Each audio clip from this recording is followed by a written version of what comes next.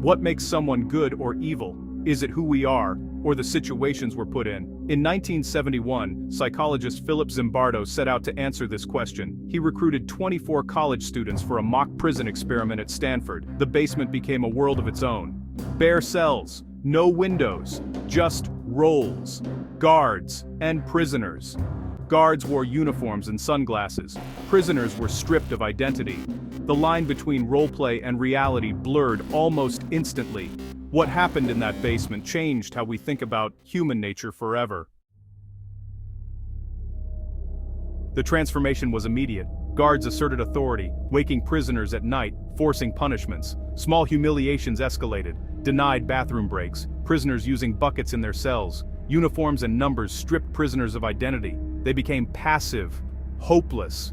Guards embraced their roles, inventing new ways to control. The power imbalance grew. One prisoner, 8612, broke down by day 2, screaming, desperate to escape. The experiment blurred the line between simulation and reality. The situation, not the people, drove the darkness. The Stanford Prison Experiment revealed the frightening power of roles and authority. On the second day, prisoners rebelled, barricading themselves, tearing off numbers, trying to reclaim their identity. Guards responded with force fire extinguishers, stripping prisoners, solitary confinement. They created a privilege cell to reward compliant prisoners, turning inmates against each other. Solidarity broke, suspicion and mistrust spread. Guards used psychological tactics, not just physical ones, to control. Even basic needs, like using the bathroom, became tools of humiliation. The cruelty wasn't ordered, it emerged from the situation. Zimbardo himself got caught up, acting as prison superintendent, defending the prison to concerned parents. Only when Christina Maslach, a visiting outsider, was horrified by the abuse, did anyone question what was happening. Her shock forced Zimbardo to confront the reality. The experiment had gone too far. The line between experiment and real life had vanished. The guards' creativity turned dark, and the prisoners' suffering deepened. The experiment became a study in the corrupting influence of unchecked power. It was a lesson in how quickly ordinary people can become perpetrators, or victims, of cruelty. The warning was clear. The situation can change us all. The Stanford Prison Experiment was no longer just research. It was a mirror held up to human nature. And the reflection was disturbing. Zimbardo called this transformation the Lucifer effect, the idea that the line between good and evil is thin and easily crossed. The experiment didn't reveal bad people, it revealed a bad situation that corrupted good people. The guards' cruelty came from their roles, not their personalities. The uniforms, sunglasses and batons made it easy to dehumanize others. For prisoners, smocks and numbers erased individuality. When we stop seeing others as human, cruelty becomes possible.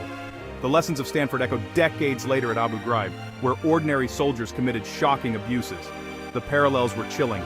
Power, stress, and lack of oversight can turn anyone into an oppressor. The experiment forces us to ask, would we act differently in their place?